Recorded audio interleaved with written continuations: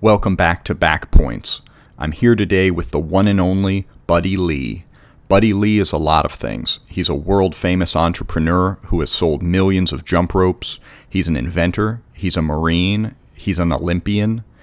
He was also born in Virginia near Richmond and went to Highland Springs High School, where he won a state wrestling championship. He's here today to talk about his journey to a state title and beyond. It's a great episode of Back Points. As always, please rate and review this episode and share this podcast with anyone who cares about wrestling. Now let's get rolling with Buddy Lee. He taught me to get up when I didn't want to get up, when I wanted to quit. I had high goals, man. I've always had high goals. And so when I won it, I was just kind of like, oh my gosh, you guys are right. It's not the thrill of winning. It's the joy of having that personal goal and being able to achieve that and walk off the mat with your head held high and with your hand up. That just fueled my fire, and I was in every state championship match from there on until I graduated. That was when I really started doing the kind of wrestling that I was capable of. Anybody that steps in the ring and just decides to commit the entire time is a state champion in my book. Welcome back to Back Points, the podcast where top wrestlers reveal their secrets. I'm super excited for today's guest. I'm here with the great Buddy Lee. Buddy Lee is famous for a number of reasons. Just to name a few, he was on the Greco-Roman Olympic team in 1992. He was a 20-time Armed Forces national champion, just to name two of his accolades. He's also a successful entrepreneur and the founder of Jump Rope Technology and the Jump Rope Institute. He's recognized as probably the world's greatest expert in jump ropes and was named the official jump rope coach for all U.S. Olympic teams in 1996. Did I get that right, buddy? Yep, 1996. Got a couple of things a little wrong, but that's okay. I'll I can write for you. Well, you can set the record straight on anything you want. Yeah. And I will say, before he did all of that, he was also the state wrestling champion for Highland Springs High School in 1977. And so we're going to talk about that. We're going to talk about what he did after that. And we're going to talk about his wrestling journey. Buddy, thank you so much for being on the show. Hi, Will. Thanks for having me, man. Back to back. Nice to be here. So why don't we start at the beginning? And can you tell us how you got involved in wrestling in the first place?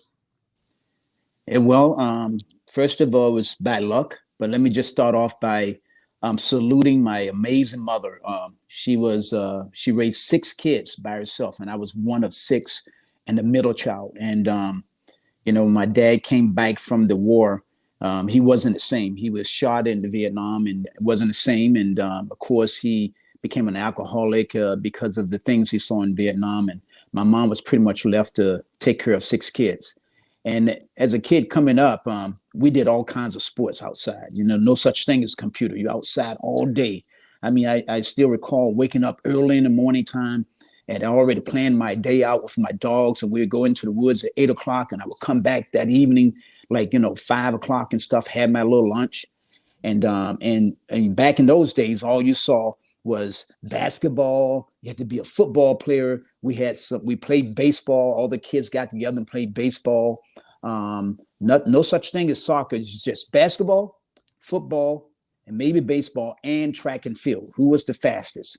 So I never even saw wrestling until I was, introduced to it in the 9th grade. And it's a very interesting story. I thought I was a basketball player back then because I came from 7th and 8th grade. We were like the champions, 12-0. And I was track and field. And then I was a football player. They called me Lee the Flea. I was a center linebacker at 76 pounds, of course. 76 pounds, they used to call me Lee the Flea. I was on the defense, center linebacker. On offense, I was the tight end. And so I was thinking I was going to have a career in either football or basketball. Then went out for the 9th grade basketball team. And all the guys that were in 8th grade that won the title then, they went out for the team. And I was doing real good because I was great with the ball handling skills. And went up for a layup. Perfect layup and stuff in the tryouts.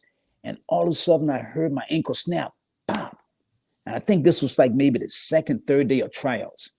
And I was sidelined.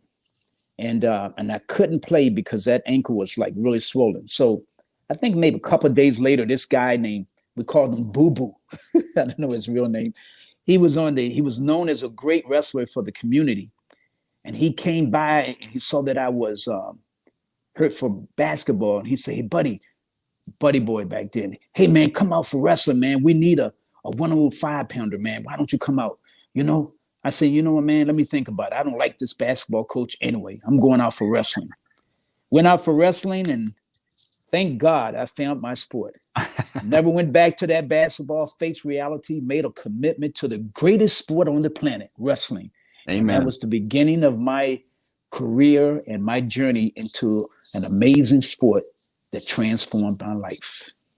What was there something that made the wrestling room fun? Was there something that drew you in, or did you just love the sport for the sake of the sport? Well, Will, I have to be honest, you know, being one of 6 kids, four boys and 2 girls, you learn how to fight all the time. So I was a pretty good fighter. You know, if anybody's a middle kid out there, you know what it's like, right? We got to fight for everything. Nothing is given to us. And so I was a little guy back then, and I was pretty known for my fighting skills. I used to beat up big guys or bullies, more or less.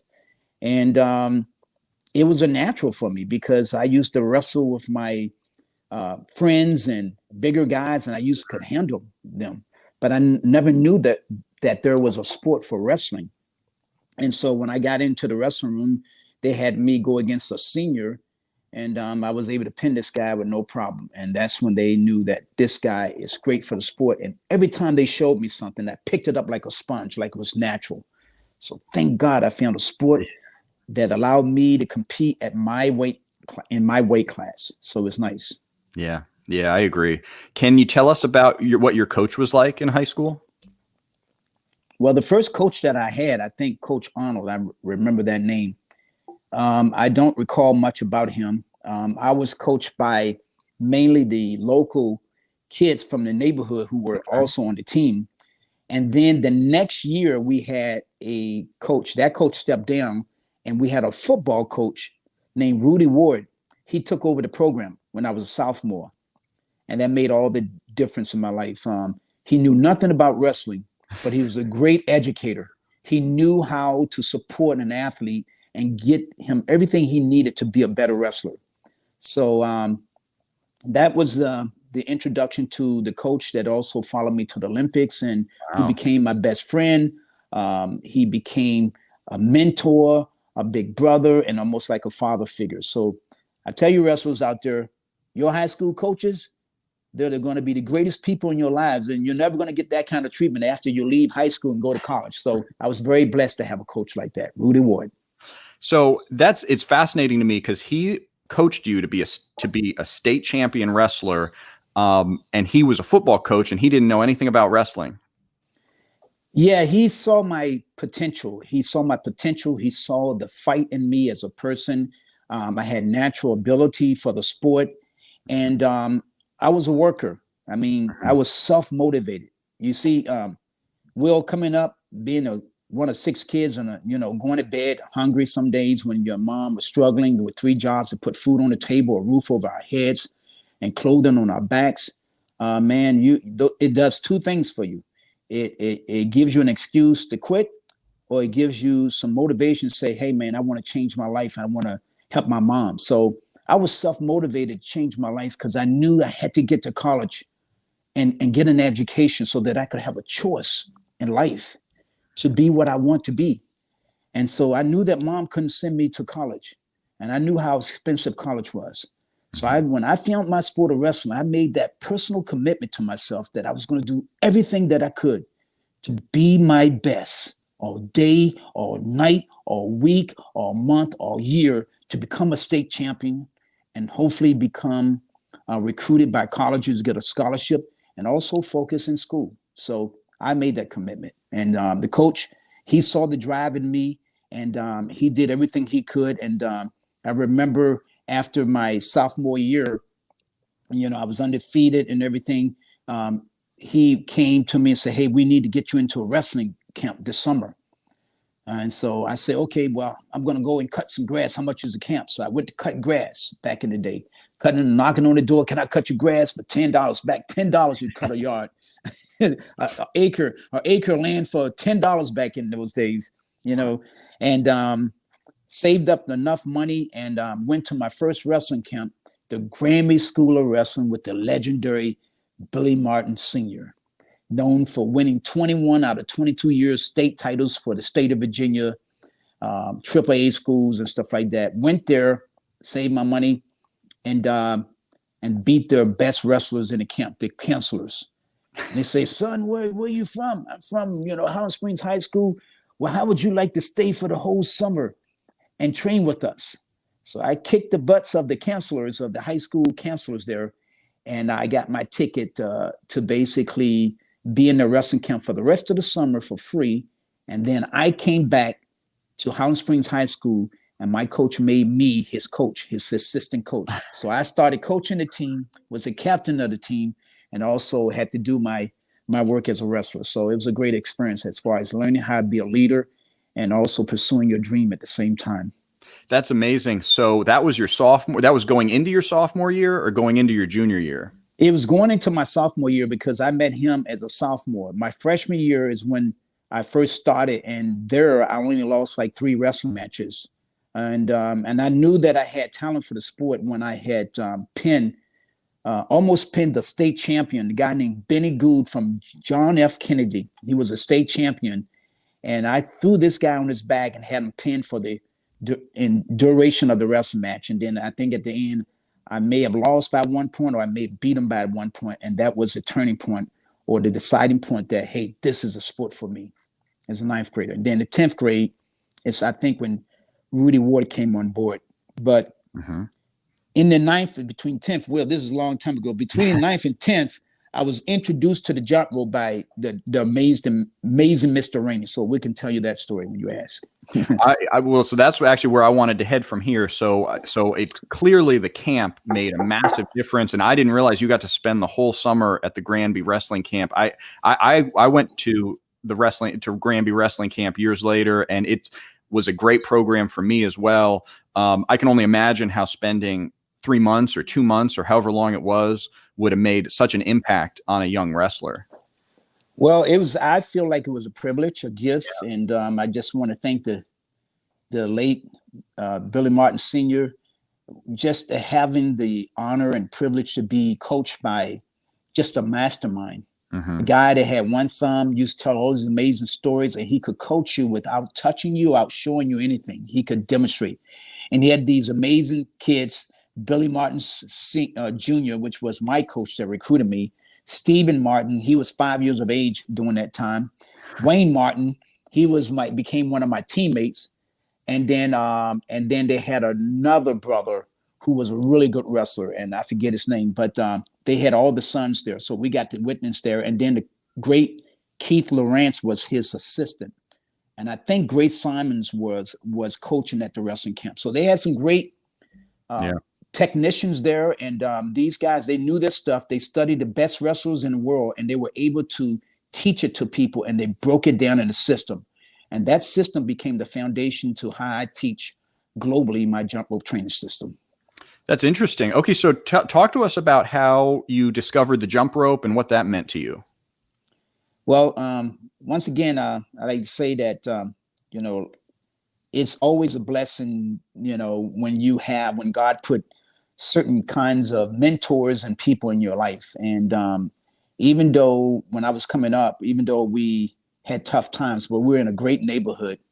And I was blessed to have this guy named Mr. Rainey as our next door neighbor. He was a real live Bruce Lee, but he was a black version of Bruce Lee. And this guy, every day I used to see Mr. Rainey breaking bricks, doing all kinds of karate movements and stuff in the front yard, stretching, doing hundreds of push-ups, lifting weights, running miles and miles. And one day I saw this guy, Mr. Rainey, jumping rope. It was the first time I saw a guy jumping rope. And he was doing these cool things in the front yard with the jump rope. And I went up to him and said, "Hey, Mr. Rainey," I said, "can you show me how to jump?" And he said, "Sure, buddy, I'll show you how to jump. But first you got to remember this. The key to jumping is to be light on the balls of your feet. He said, buddy, if you can hear your feet hit the floor or hit the ground, you're jumping too hard. You got to keep your body upright, make small circles with the wrist, look straight ahead. And he said, if you can master this jump rope, it's going to make you the best wrestler you can be. So I said, man, I do everything I possibly could to be the best wrestler I could be, to make my dream come true. So he gave me that rope, and I still recall it was a little wooden handle, and it had like a cloth material. Mm-hmm. He put that rope in my hand, and he left me. And it was like 5 o'clock that evening. And I started practicing with the jump rope, say, man, this thing is hard. Because see, jumping is a skill movement, and it requires proper timing and coordination of the rope swing to master this skill. So that day, I made a commitment that I'm going to master the skill because I'm going to be my best in wrestling. And I started practicing, and it was heavy on my feet. And then I started thinking about the things that Mr. Rainey said. He said, look straight ahead, relaxed upper body, small circles with the wrist, jump high enough to clear the rope. Will, when I put that rope down, it was 5 o'clock that night. It was 9 o'clock that evening. I worked from 5 to 9 o'clock, nonstop, trying to master this skill, master the fundamentals, never put that rope down after that, took that jump rope with me everywhere I went, incorporated it into my wrestling. And for the next 3 years in wrestling, I lost only won 2 matches. And it became the key to my training for wrestling. It provided key advantages in speed, quickness, explosive power, conditioning, concentration. It gave me everything I needed to be the best wrestler I could be. So every match and during every practice after practice, I was training with this rope. I would warm up with the jump rope, and people thought it was a jump rope when I kicked their butts. It became my best training partner, my best friend, the key to my success in becoming a state wrestling champion. It's a real deal, man. And yeah. Thank Mr. Rainey. Mr. Rainey, I came back maybe a few months later, Will, knocked on Mr. Rainey's door. Say, Mr. Rainey. I said, what you want, buddy? I said, come outside. I got something I want to show you, man. He came outside, Will. I took that rope and like, he said, man, what are you doing? I showed Mr. Rainey how to jump after that. I showed him how I've been practicing as a grasshopper, focus on his fundamentals, never put that rope down. And after that, he became my fan. And let me just tell you the end of that story. 30 years later, when I became Michelle Obama's spokesperson for fitness for the government, Mr. Rainey retired. And I say, Mr. Rainey, what you doing, man? He said, I just retired. I say, how would you like to travel with me to teach the military families on how to get fit and strong with the jump rope? And that's what happened with Mr. Rainey. 30 years later, wow. I came back and he joined me in my crusade to get people fit and strong with the jump rope. And you really became a student of jumping rope. You know, you did it, but you also read about it, didn't you? Like you researched jumping rope. Well, yes. I think that, you know, being in this greatest sport on the planet, that's wrestling, we have great minds. And all the wrestlers I've ever known, they've just been brilliant people. And for me, I was always a student first. And I had dreams of basically sharing this amazing training technique with the world, because I knew you couldn't show everybody wrestling, but jump rope, people loved it. So when I was at the Olympic Training Center, when I made the USA national team, and we had the training camps at the US Olympic Training Center, when we had breaks in between our training camps, like we had like 2 and 3 hour training sessions, I would go, when everybody went back to the dorms, I would go to the library on the Olympic Training Center. I used to go to the librarian and say, hey, miss, I need to find everything about jump rope. How can you help me to research it? And they did this big search for me on the computer. And she helped me to research all the journals, all the research that was printed in journals for jump rope. And then I studied the science behind it, the research that had been done on it. And then I learned how to teach this and how it worked for me to become the best wrestler I could be. Mm-hmm. And so in learning the research behind jump rope, then you learn its application to every sport there is. and how it impacts all the energy systems and how you use it to improve speed, quickness, and agility to give you those competitive advantages in time and space to be a world champion. So what is it about jumping rope? And you've already talked about it a little bit, but what is it that, why is it such an amazing conditioning and training tool for wrestlers? What does it do to your body when you train yourself to be an excellent jump roper? Well, wrestlers out there, this exercise should be your best friend. And when you make it your best friend, it's going to basically take care of you. It's considered to be the building block to fitness. It's a skill movement. Jump rope incorporates every muscle in the body from head to toe. It's a multi-joint movement. And because of a multi-joint movement, it's basically forcing you to think when you think you're not thinking. You got to improve hand-feet coordination.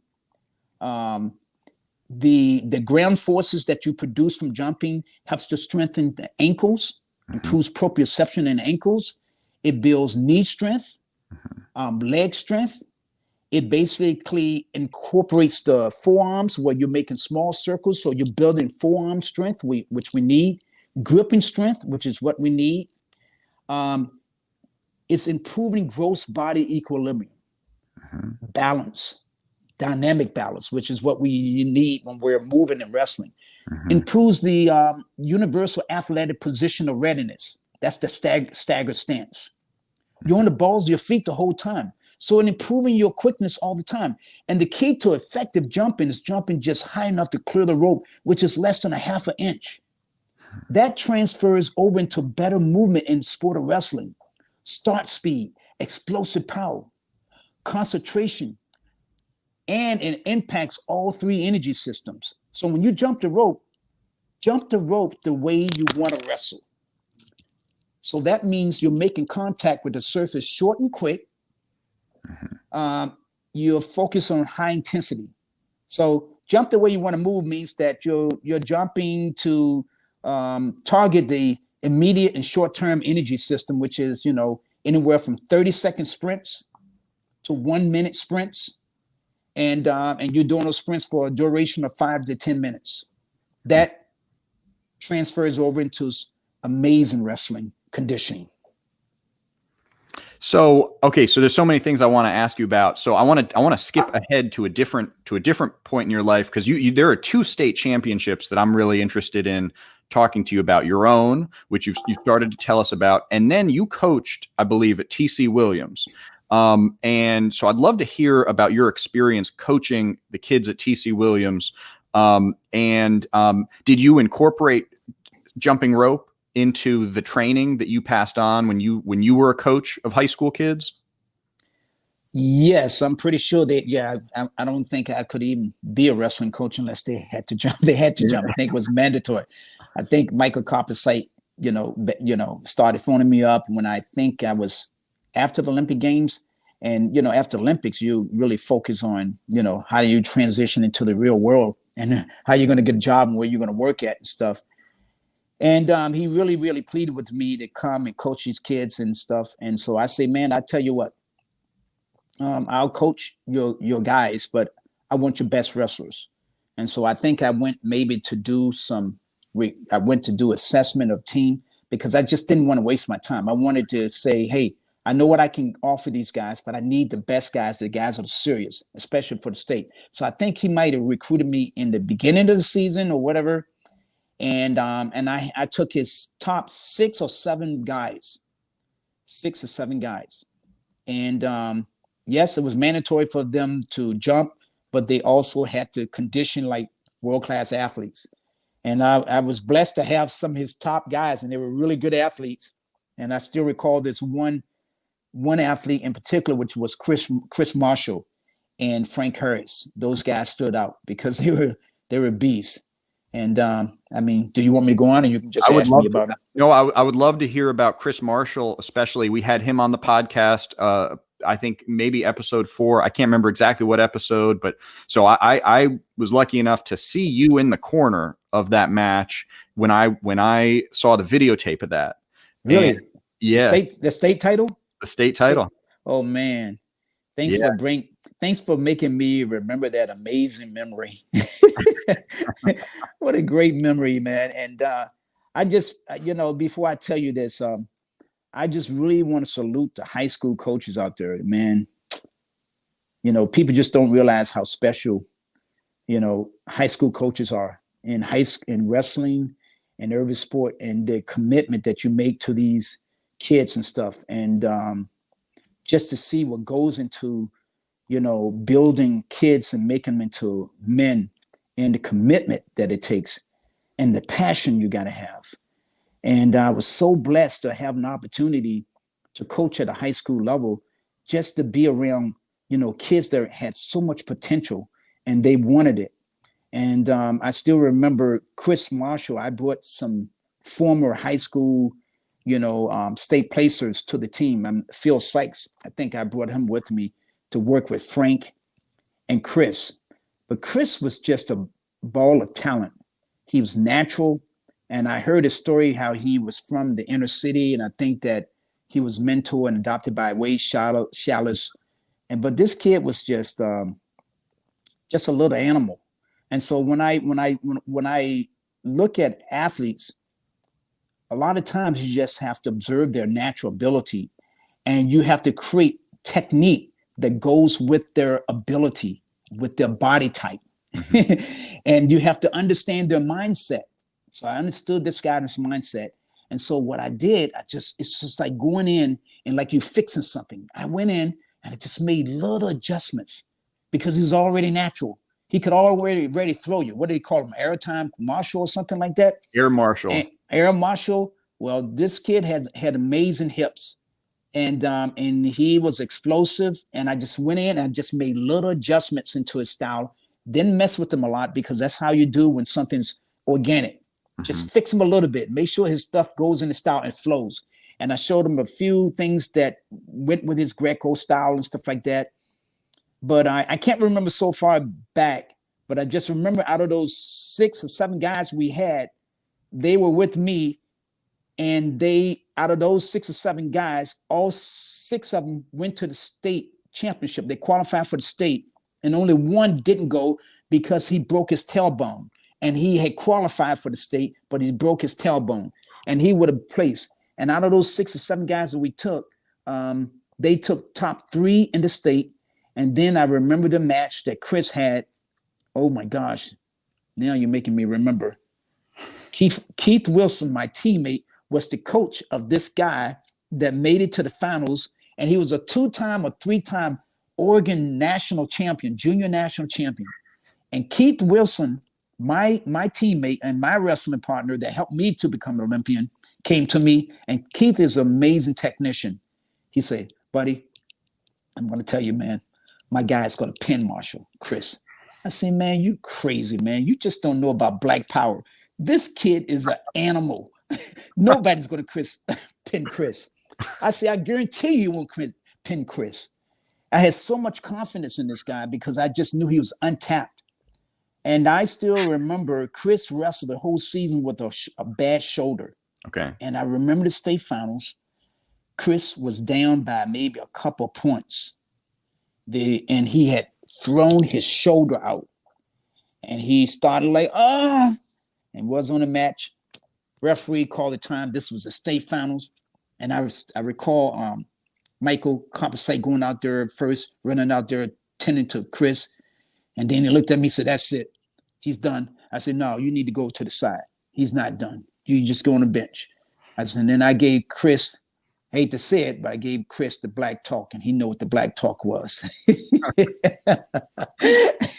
Nothing personal, guys, but, we got to talk to these young kids in a different way when it comes to, African Americans. We got to talk a different way. And that kid got the motivation. I still recall. And he started like, got up, threw all the pain out of his body, got up. I said, this is your dream. No one is going to take this dream away. You're going to be a state champion. This is for your college. education. Went out there and he did just like something out of a movie. He locked up with this kid and he threw a 2 or 3 time, national champion, and threw him with the aerial marshal throw. And this kid was on his back and the fans went crazy and he won the state title. And this was the last 10 to 15 seconds. And he came and ran and, of course, jumping Buddy Lee's arm. And it was like a picture book, perfect, amazing story. And it was the most greatest moment of my life as far as coaching someone, to see that this kid had everything inside of him to be his best when the rest of the world was watching. And this is what you're teaching these young kids, what it is that God has put inside of you to be amazing. Great experience. That's an amazing story. How different was it for you to be coaching a state champion like Chris Marshall in the finals versus winning your own state final? Which was more exciting? Well, I think it was, of course, it's like, well, wow. I don't know. I think it's probably more exciting coaching him because, I mean, why are we winning? Why do we winning all these things in life? Why are we becoming champions? The message is that we're winning because we have to reinvest back in our community, into the human race, into our youth. And so it was like me wrestling out there. So I got a second chance to win a state title. And he was taking everything inside of him and blocking out pain and finding the courage, the strength to win, to be his best, no matter what. Just do your best. And whether you lose or win, it doesn't make a difference. You're still a champion. And so it was an amazing experience. And I just think that I was so excited. I think I had to be the most excited when I saw him win. Yeah, because I don't think it's the same experience when you're out there winning. It's when you win as a state champion, it's just a sign of relief. Thank God I made it through. Hopefully I'm going to get to college, I'm going to have a chance in life, because wrestling wasn't the same for me. Every time when I compete against someone, it was like, hey, man, you're in my way. I got to win a scholarship, man. I got to go out there and just, beat you up. Yeah. And that's what wrestling was for me, changing my life. So from what I'm hearing, the 2 most important things for you to become a state champion were going to the Granby camp and getting that experience with those world-class technicians for that full summer, and then discovering and mastering jumping rope. Would you say that those were the 2 most important critical steps for you in high school? Yes, in terms of knowledge, but let me say, I'm a man that believes in the Almighty God. You have to have the right people in your path. And my coach, he knew nothing about wrestling, but he was a great person, a mentor. Mm-hmm. Him, my mother, having a support system. How can you even think about sports when you don't have a foundation? Somebody's working hard to make sure that you can do those things.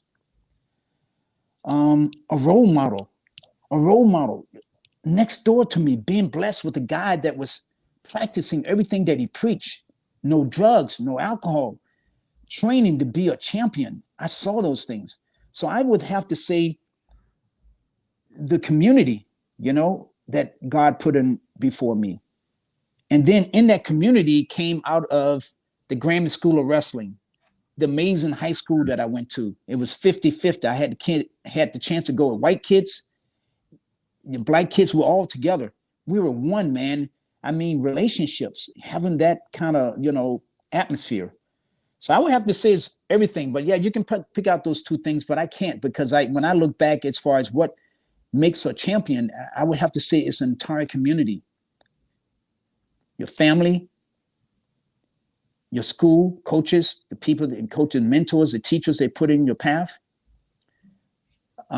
friends, your neighborhood, my, Mr. Rainey, and then this guy named Curl Epps. So yeah, I have to pick out a few things. Yeah. And then of course my mom, she basically wrestled life. So she was a role model to show me what true courage was, what it means to never, ever give up and fight with everything inside of you to make your dream come true. So you've had some amazing experiences, and I want to jump now for a moment to your post high school career, and actually maybe even, I'm not sure exactly the timeline, but you at a certain point your jump rope career exploded, and you went from jumping rope as an athlete to jumping rope as an entrepreneur. You created a company. So can you talk about how that happened? Hey, Gene Mills, you out there listening?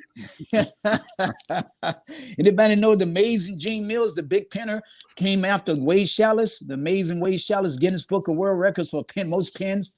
I think Gene Mills had to be one of those other guys.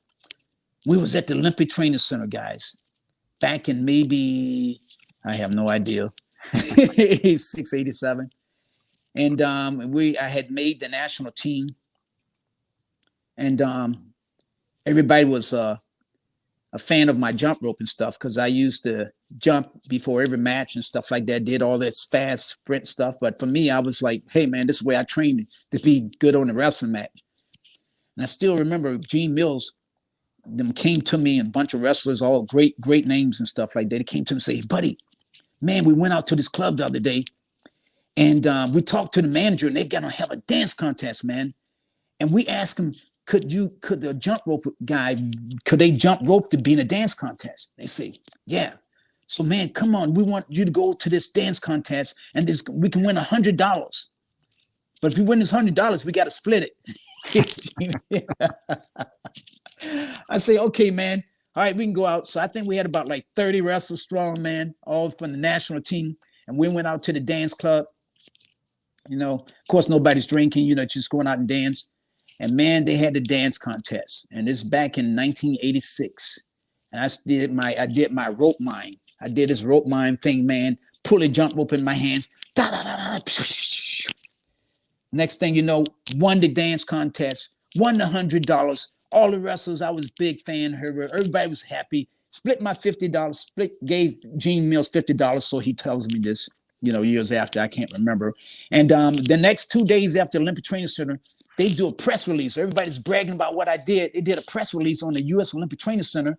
And then this guy named, I can't remember his name, he was the publicist on the Olympic Training Center. And he did a press release. Olympic hopeful jumping to make the Olympic team, wins whatever. It goes viral. Next day, we come into the wrestling practice at the Olympic Training Center, and I see all these TV cameras, right? I said, what's going on here, guys? What's going on? And they say, there he is. CBS, ABC, they come to me. They never say, are you Buddy Lee? I say, yes. Say, we like to film you. I say, for what? What's going on with your jump rope thing? And this was the beginning of the jump rope crusade around the world. They filmed me on CBS. They did a story, and it went viral. They filmed it and put it on all the affiliates across the country. I got calls from all over the world. They got calls saying, we like for you to come to our school to talk about your jump rope, your wrestling experience, how jump rope played a role in it. And then that's when I learned how to tell my story. And then maybe half a year later, I got a call from Japan saying that we like for you to come and basically do a TV commercial. And they chose me over Carl Lewis. And this one I made about $25,000. They flew me to Japan, and I made the first commercial. That commercial made the sorry, my earplugs came out because of my cauliflower ears. Sorry. Back to the story. Flew me over and made my commercial call with Tokahone Dash. It was a sports spray for sore muscles, and that commercial made the product #1. And that was the beginning of my jump rope crusade and career, and made me realize that, man, I can make money doing what I love, the jump rope. That's awesome. That's all. Okay. So now today, what is going on with your jump rope? You've got a jump rope, you're selling jump ropes. What's happening right now in the jump rope world and with jump rope technology? Oh, thanks for asking, man. It's a lot of stuff. It's what I do now. I mean, I wrestled to become an Olympian because jump rope was that important to me, because I wanted to share it as a training technique that I could inspire other people in the world. and teach people that they have everything inside of them to find their greatness, to be a champion in life. And when I was back in the day at the Olympic Training Center, and when I realized I had potential, I started writing articles for different sports. And I said, man, I'd like to eventually make my own jump rope. Thanks to the U.S. Marines for helping me with my international wrestling career after I separated from the Marines in 1993, but after 11 years, retired from it. I created my jump rope company, created my first jump rope, the Magic Speed Rope.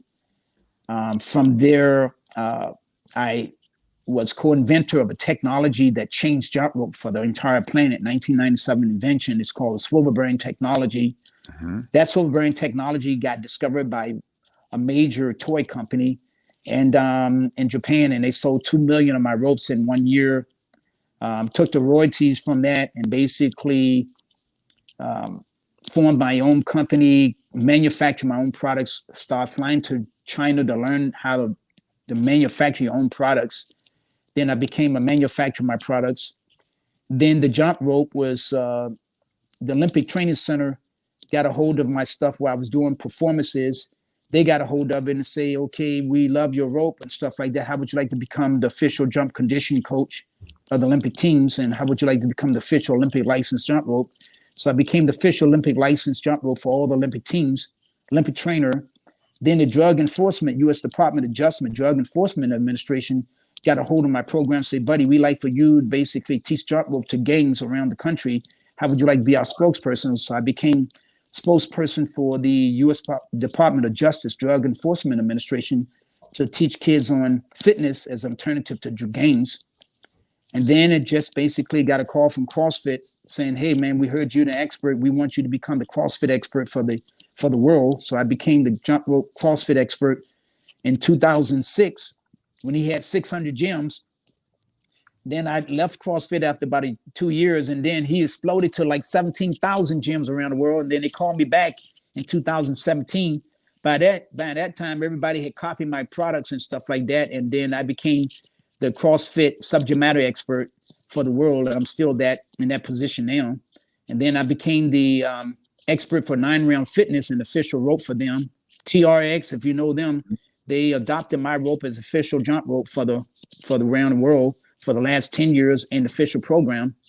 And then I think one of the biggest highlights is that Michelle Obama's campaign, I became one of the spokespersons for their Get Fit, Be Strong program for the U.S. Army to get military families fit and strong around the world. And that's when I called Mr. Rainey on. And it's still going on. And publishing my books by Human Kinetics, just, seeing the world outside of wrestling, dealing with every sport you can think of, traveling to over 60 countries, having homes in different countries. Jump rope is like a fairy tale. It made my dream come true. I went through ups and downs. I went through hurdles, and I overcame those things with the battle and never give up. And 40 years later, or whatever you want to call it, I'm still that kid fighting for my dream to continue to be a little better each day. And how can I help others to be better? So you have an amazing story, and it sounds like it is success to success. And I want to ask a question that I try to always ask my guests. Did you ever want to quit wrestling? Did you ever have a setback that really made you want to question the path that you were on? And did you, either in wrestling or it could be in another area in life. And how did you get through that? Well, thanks for asking that. Yeah, I had that point. First of all, wrestling was a way for me to change my life with the education, and it was a tough sport. But it's also, I had a lot of anger because I came up when I saw segregation, and I saw a lot of racism from the state of Virginia, of course. And so a lot of this stuff, so I could channel a lot of pain and stuff into the sport. In 1988 was a point where I almost called it quits. I had won the pre-Olympic trials, and I set the longest overtime wrestling match against Dalen Wasman from Minnesota, coached by Dan Chandler, and he was a returning Olympian. And I had to defeat him in the 1988 pre-Olympic trials. They didn't want to give it to me because he was returning Olympian. I was also in the U.S. Marines at that time. And we went into an overtime wrestling match, 19 minutes and 58 seconds. Referee Rich Tucci, he came to me and said, buddy, you know, you almost had him, but we got to keep it going to overtime because it wasn't decisive. I had ran him out of, I basically ducked him under, and they gave me a points, and they took it away at 11 minutes. And we went into a 19 minutes and 58 overtime, and then they called it a draw. Then I had to wrestle 30 minutes later, another match to win the pre-Olympic trials. I was number one.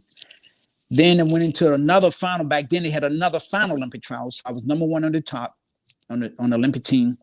And then I had to wait for everybody to wrestle from second place to sixth. Dellen Wasman, I was expecting to wrestle Dellen Wasman.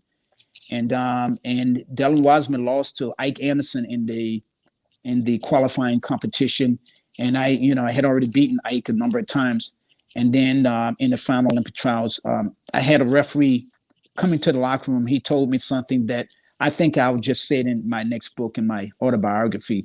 But it's basically something that amounts to the systemic racism that exists in our country, and also that existed in the sport of wrestling. And yes, I was a victim of it.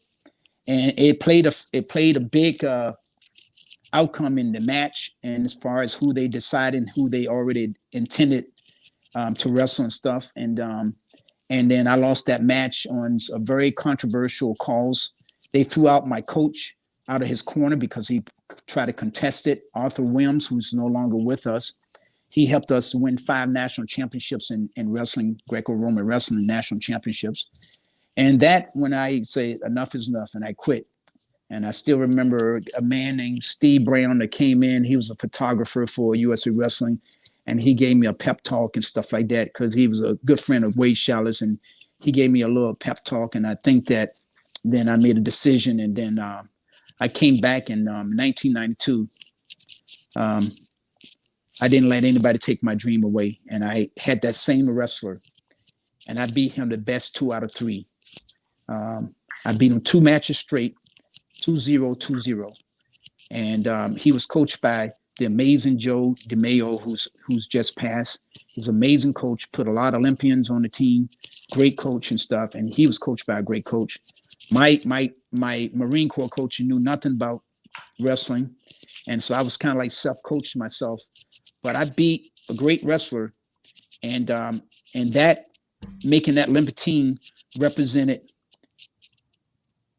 young wrestlers. Never, ever let anyone take something away from you that you love, no matter how unfair it is, because that's what life is.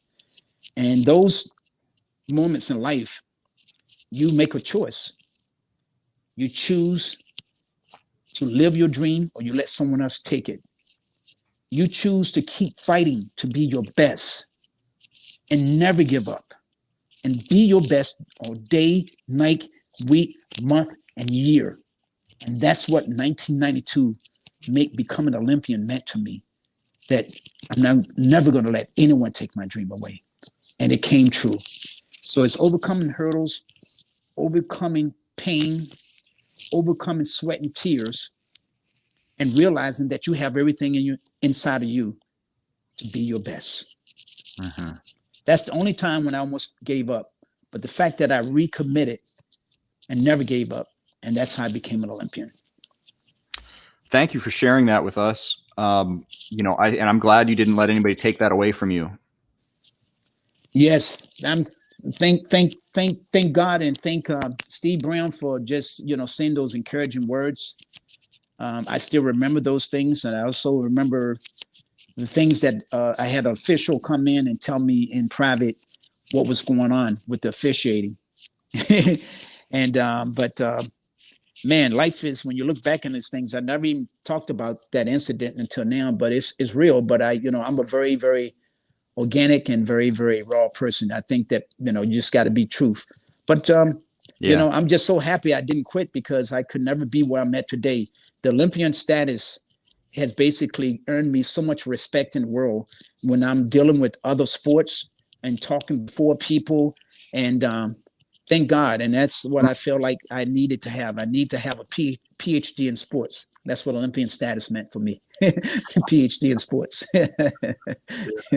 Yeah, I again, I thank you for sharing that story. I think it's important for fans to know about that and to know, because I think, I don't know what we would call the moment we're at in the United States where there's a reckoning about behavior and treatment of all people. And, I think it's important to share those kinds of stories so that people know that it's real. They know that there's discrimination and they also know that they can push through. They can, they don't have to let people take dreams away from them. Yeah. I just, it's like this,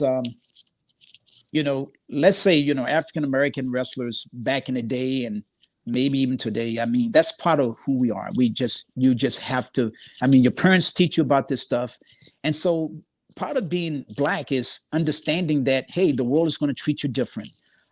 Son, you're going to just have to be 2 to 3 times better. No, you're going to get cheated. So when I went into the Olympic trials in 1992, I'd already prepared to beat the referees, his coach, and him. It only made me better. You're only making me better. And I don't think I could ever be who I am today if I didn't have those challenges in life. But, at the end of the day, you want some breaks, man. You just want to basically have people embrace you for who you are and stuff like that. But I feel very blessed for the people that were in my path. I feel very blessed to, have a mother that, taught me about God at an early age. And that I had God with me, and thank God I could pray. So, because it gets tough sometimes. You feel like quitting, and you can always pray to God, and He can give you strength, and He's real. I don't think I could ever be where I'm at in life if I didn't have a faith in God and if He wasn't in my life. And those are the great people that He put. I call them angels, because whether you believe it or not, young people and people out there are angels, and you need to just be able to notice and recognize them. They put certain people in your path, and they're there to help you. And when you finish on your journey of just being selfish, because I think that when it comes to sports, you have to be very selfish. It's about it's about you. You're going to have to basically impact somebody else's life, and you're going to have to be their angel. And you're going to have to do it unconditionally. And you can't be asking someone how much you're going to get or whatever. It comes from the heart, because when I coach Chris Marshall and Frank Harris and those other wrestlers, man, this was from the heart, man. It's passion. It's giving back to the sport. And I do believe I came back the second year, and I coached Frank Harris to a state runner-up. He almost won it, but he lost to a guy, some guy that was his menace, but he lost it, but it made him a better athlete. The Marine Corps just provided this amazing environment for me to prepare, to develop, to have the mindset that it took to become an Olympian. Imagine, guys. You got U.S. Army. I guess they're winning everything, but I think the Marines are coming back. But imagine that someone is paying you to do what you love, to strive to be an Olympian or a national champion or world champion. In the Marine Corps, I won 3 times national Greco-Roman champion. I was 3-time national Sambo champion. I was a 13-time Armed Forces national champion.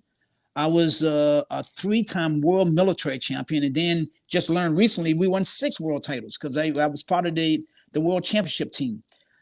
So we won the world military championships, and then being able to compete in 10 world championships and represent not only the country and yourself, but also the United States Marine Corps. We won 5 national championships in Greco-Roman wrestling. And I was there with the amazing Greg Gibson, Olympic silver medalist, world Sambo champion Steve Bedricki, Lou Dorns, Eric Russell, Eric Seward, 49, Keith Byard, Craig Pollard, Mike Mann, 63-pounder, 80, I can't remember those, but then we had heavyweights, Ron Carlisle, Craig Pittman, LaRock Benford, amazing team and stuff like that. But, we had an environment that was conducive for being tough. And if you weren't tough, you didn't belong on the team. You had to be top 3 to stay in the country, to stay on the team year round. So I stayed on the team for the next 10 years of my 11 years in the Marine Corps. Now I can say that because I couldn't tell people I was in the Marines coming up, because they would say, man, this is how we pay our tax dollars seeing you wrestle? So you couldn't tell people you was a full-time athlete. But thank you, U.S. Marine Corps. Thank you for putting up with me. Thank you for providing this amazing environment. And thank you, Americans, for having the greatest military in the world. That's right. We have the greatest military on the planet. That's right. And when you go to the rest of the world and see how they live and the opportunities they have, you just don't realize how lucky you are. High school athletes, stop complaining. You are blessed. We have the greatest athletic program on the face of the planet. No one in the world gets scholarships to go to college. Kids don't even have, competitive programs over here where I'm living now. They don't even have competitive programs. When they doing this 15, 16, they all getting drunk, partying and stuff like that because they have nothing to look forward to. They don't have people going back into the schools motivating them to be their best. They don't have that. So we are so blessed, and we need to start seeing what's happening with the rest of the world so you can understand how great our country really is. And when it comes to opportunities of people of color, hey, there's no way in the world that I could be who I am and where I am today if I was not a citizen of the United States of America. We have our problems, but we have opportunities, and they are there, and it's up to you to go get them. Thank you for the great sport of wrestling, for teaching me mindset, discipline, and fighting with everything inside, on your back, off your back, on the side, that you're never, ever going to quit. Greatest sport on the planet, our sport, wrestling. Thank you so much for being here today, buddy. Are there any other thoughts you want to share? Any other topics that we didn't cover that you want to go into? We have to realize that we're more than just wrestlers. We're not just athletes. Yeah. I mean, we have great minds, and those minds transfers over into everything. What about them Under Armour? That was a wrestler. Yeah. What about this guy with ClickFunnels? He was a wrestler. And see, I don't think the sport knows how to market and bring people that have done outstanding things in society outside the sport, because these people are the ones that can promote the sport because they're excelled in other areas. And they're telling them how this sport created the foundation for that mindset, that mindset of fighting and doing the extra things and having courage to stand up to people, because that's one of the great things about this sport. It's about positive self-image. If I can kick your ass today, you know what? Ain't nobody's going to bully me. You're not going to make me feel like I'm insecure. You're not going to make me feel like you're better than me. I mean, that's the key to people being successful, because they need a positive self-image. And to basically travel this journey of life, man, oh my gosh, so much courage, so much strength you got to have, because you know why? Because the negative energy out there is going to knock you down. I don't care how great you think you are, but you're going to have that courage, that self-belief that, man, I can, I will, I must live my dream. And if you're willing to put the sweat and tears and focus and persevere, that it become a reality. And when you finally get what it is that you've been asking for in life, the big question is, are you ready for it? Are you ready for it? Because when you finally get it, man, you got to be ready for it, because the struggle of staying on top means that you got to be 3 times smarter and stronger to stay on top. That's why we're always growing, man. That's why we're always learning, Will. You never stop learning. I love that. I love that. That's the best message that any of these guys can get. And you know what? It's the best message that other coaches can get and adults can get. All of us need to hear that. Never stop learning, man. I'm just a kid. That's why I'm excited, because I realize, shit, I don't know anything. The more you know, the more you realize you don't know nothing. support me when the jump ropes and stuff like that. We have discounts. I'm from the wrestling family, sports family. I created a rope for athletes. Support me with when the ropes and stuff. When it comes to all the teams, we're able to give you guys 30, 40% discounts and stuff like that to help with these wrestlers. You can always get me on a podcast or something where I can motivate and inspire your wrestlers to jump rope. I'll do that for free. Just support me with the ropes. And just a big thank you to my mentors. My high school coach, Coach Rudy Ward. Thank you for being, everything to me. Father, brother, high school coach. He's Anglo-Saxon. He's white man. I don't know color. I judge people by the hearts. And that was one of the angels put in my life. My teachers, university. Thank you, Billy Martin, for making me your boy. Bill Martin Jr. He owns the printing company, screen printing company. He took me alongside, and I was his favorite wrestler, man. But I was like a brother, so I got to go on a farm life to see how these guys work hard and stuff. He taught me a lot. He was a very brilliant man. Thank you for all the coaches around there, and thank you to all my competitors. Thank you for making me, man. Teammates, thank you for helping me. Spending the extra hours to practice with me. Thank you, USA Wrestling. Thank you, United States Marine Corps, the Armed Forces, and for our amazing wrestling community. And thank you, Will, for allowing me to share my story. Rope to success. We're going to have links in the description to where you can buy jump ropes. We'll have some other information about how to pick a jump rope. And I hope everybody who's listening goes out and buys an awesome jump rope from Buddy Lee. Buy them for your team. And I hope you enjoyed the episode. Thanks again, Buddy. This has been an awesome episode, a great hour with you. Thank you, Will. Thanks for listening to Back Points today. If you want to support the show, please subscribe on Apple Podcasts, Spotify, YouTube, or wherever else you find the show. Also, it helps us if you give the show a rating on Apple Podcasts and leave a review. Feel free to also make a donation via Patreon at patreon.com/backpoints. Thanks, and see you next episode.